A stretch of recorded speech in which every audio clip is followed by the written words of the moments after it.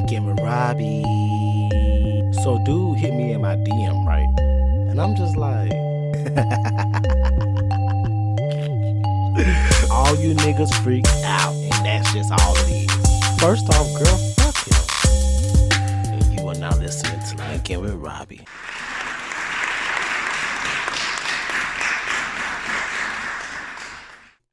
Day and night.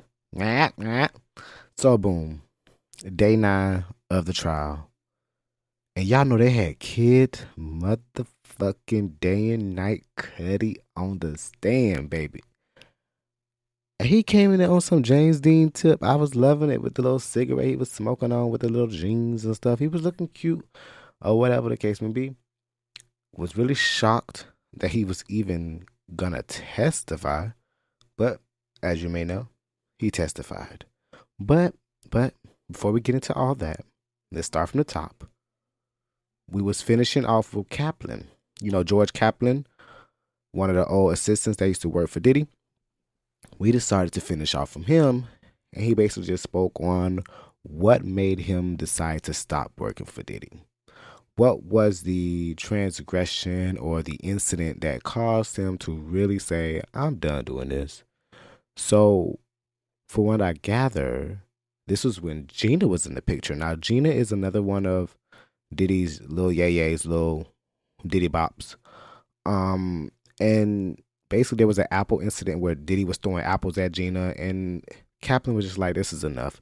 I've already witnessed enough stuff with Cassie, and here goes another girl, and you're doing stuff too. And he spoke on how he went to, I forgot what the person name, but another staff member on Diddy's staff, and basically talked to them about it, and was just kind of like, you know, what are we supposed to do about this? And she basically was like, you know, disheartened about the abuse, but at the same time was kind of like, it's nothing we can do.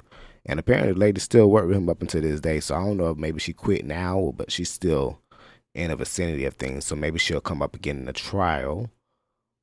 From there, that's when they brought in Kid Cudi. And when I saw that he was going to be in court yesterday, I was like, you got to be kidding me. You have to be kidding me. Kid Cudi's going to be there? We've all heard about the car bombing story, but Kid Cudi going to be there. So needless to say, Kid got to get on the stand. He spoke on how he met Cassie. That initially Diddy had set them up to make music together, and one thing that another, Cassie and Kid Cudi got close and became friends, and then eventually started dating. Now at this time, Kid Cudi did not know Cassie was still seeing Diddy, so he was not aware of that. I guess somehow Diddy, you know, Cassie spoke on it during her testimony, but basically Diddy found out about her and Kid Cudi. Once he found out about them, pretty sure he went ballistic, and she became terrified for his safety, for her safety, and for everybody involved. So she basically let Kid Cudi know, yeah, he found out, and they met up, and they decided to split. It's too much drama, and they didn't want any issues because Diddy at this point had been calling him and threatening him and, you know, on his rah-rah. So basically, a week later, right, Kid Cudi is speaking with one of Diddy's staff. I think it's the same person that Kaplan was referring to earlier, but I could be wrong. Well, it could be KK. He was speaking to them, and basically they sounded terrified because they basically let him know that Cassie gave Diddy his address, and that Diddy was either at his home or on his way to his home. And so, of course, Diddy's calling and threatening, of course, still. And Kid Cudi finally goes home. When he gets home, he sees his home has been, first off, when he gets there, he sees all the surveillance cameras have been tampered with. They've been basically either turned or pushed to where, you know, they're not in the direction they're supposed to be, or they're facing out in the wrong way, or he basically just tampered with the surveillance so that way it wouldn't capture anything that was done, right? He gets in the home, he sees all these gifts that he had was open. He see all of his belongings ransacked, the house is ransacked. Clearly somebody had been up and through there. His dog, who he let roam freely through the house, was locked up in the bathroom with PTSD, trembling and traumatized and freaking out. And he said from that day forward, the dog never was the same. What did y'all do to that dog? Like, the nigga was on some sick shit. So when Kid Cudi found out about that, of course he called Diddy, get in contact with him, threatening like, motherfucker, I'm gonna fuck you up. Basically, you know, like, you got me fucked up. What did you do to my dog? And of course Diddy denied it or whatever, and made it seem as if he did nothing, right? Then after that, Kid Cudi gets a phone call from his dog sitter, right? Letting him know that his car is on fire. Come to find out, basically what Diddy did was, well, allegedly, they didn't put that up. Allegedly, what they're saying Diddy did was that he had like a bottle. I don't know if you've seen it in the movies where you get like a little towel or a rag or whatever, and you stuff it into like a liquor bottle, and you light it. And then what happens is it's like a bomb. You've made a bomb, and basically that's what they did. And Kid Cudi said he was able to see the bottle visibly outside the car or in the car, whatever like that. So he was able to know that's how the fire was started. And he knew he had no issues with no one else, and who else would have his address, and he was in a good neighborhood. He knew it was Diddy. He knew Diddy had done that. And it's just mind-blowing. Because it's like, who the fuck this nigga think he was? Who do you think you were? You think you just go around just bombing people's cars and stuff? Like, you got your girl. He broke up with her. What else do you want? And so, needless to say, Kid Cudi and Diddy meet up at Soho, right? And he meets with him, and I'm pretty sure he was scared, but he was trying to be, you know, like, let me, you know, be my tough guy, whatever, you know? So we get there, and he said, and apparently just had the courtroom laughing. He basically was like, Diddy turned around and was looking at him like a Marvel villain. Like he was standing up there, looking out into the audience, wherever they was at Soho, turned around and was staring at him like a Marvel villain. I just pictured Thanos. All I kept picturing, y'all, was the end of Endgame when Thanos is out there waiting at the Avengers home after he done blew it up or whatever. He's sitting out there waiting for Thor, Tony, and Cap to come out there, and he just standing there looking around. He was like, all this led you back to me. Like, that's how Diddy was walking around in there. Like, he was standing up there looking at Kid Cudi. It was like, and you come to see me for what? That's the vibe he probably was giving off. And it's so hilarious, but it's not hilarious because I'm pretty sure Kid Cudi was sitting there like, what the fuck this nigga on? Like, the fuck? Like, I'm pretty sure that's where his mind was going. Like, this shit don't make sense. And he spoke on that, basically did deny doing anything or whatever like that, and basically made it seem like it was all in his head.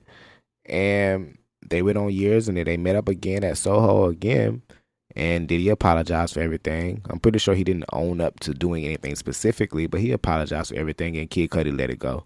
So that was the end of Kid Cudi. You know, of course, the defense tried to poke holes in whatever he was saying, but he had a really pretty solid testimony.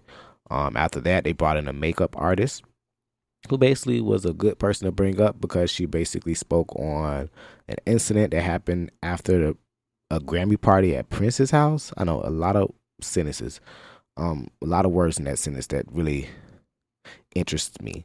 A party at Prince's house, and after they left it, apparently Cassie and her left it, and they was going back to the hotel, and Diddy got to the hotel, going off about where the fuck is Cassie, and they got in a room, and then she said she heard a lot of shouting and rumbling, and that when Diddy came out of the room, he was fine, but when Cassie came out, she had a bruised eye, she was messed up and bruised and badly hurt.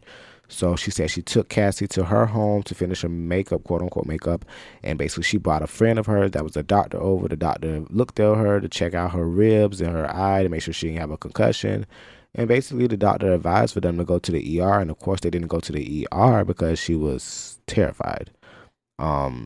She had just witnessed what just happened. And she was like, I don't know if I should step in and go that far and lose my job or lose my life or get Cassie hurt. So they didn't. But that was just one side of the story. So it was just good to see the makeup artist speak on that because I'm pretty sure she had plenty of times where she had to cover up bruises or scarring for whatever social events or public events where Cassie would be seen.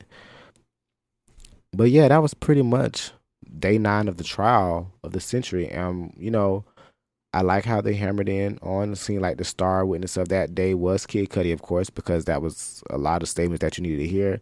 It even had Young Thug, flabby stomach ass, came out talking shit, talking about, oh, Kid Cudi a rat. Nigga, shut up.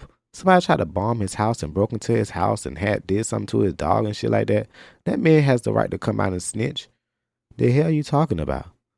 Y'all be getting a lot of this stuff messed up. Everybody that don't live by that dumb street code that you live by. Some people live by a little bit of code called, civil, protection and rights. God damn it. Shit, like, you can't bomb my car and blow it the fuck up. Who do you think you are? You really think you Thanos. And you got these bum niggas out here supporting that theory, thinking that's okay until it happens to them. And it's always the same process. It's always, no, I don't want to rat. I don't believe in ratting. I'ma hold my dog down. I'ma be real. Okay, yeah, till that happened to your dumb ass. And then your people get fucked up or your grandma get shot up or something happened and now you want everybody to speak up. No. The rules apply across the board. So it's dumb logic across the board. Needless to say, I do like how the, Kaplan really honed in on incidents that happened with Cassie where basically you can see other people was visible and was there and did nothing. Like there were times you could see people were there present when he would hit her and do nothing. And it would only lean into the reasoning behind why she stayed or why she didn't do anything about it or why she didn't come forward. The people weren't even supporting her in her face. Why would she go out in public to try to get support? Why would she even go to the law enforcement who are turning their eye, looking away? They're looking away from the shit. They're turning their head, pretending that it's not happening. So why would she go out to them? It just leans back into the whole notion of like when people are abused and they're victimized, you guys have to stop asking them, why did you stay? This is why. If you beat me in front of your workers, your friends, your homies, and everybody else, and they just look out the window like it ain't happened, who the fuck am I gonna call to get help? My peoples that you got me isolated from? Come on, let's be real, bro. It's ways to this. It's a whole system how people do it, and I'm not naive to it. And I want people to grow up and wake up and start using their brains. No tea, no shade. But yeah, that's all the coverage from day 9 of the trial. So boom, like I was saying, that was day 9 of the trial. That is Live with Robbie or Linkin with Robbie. Both. Maybe it's Live with Robbie and we're Linkin. I don't know. You'll get into it one day. Stay tuned for more coverage of the U.S. versus Combs trial. Signing out.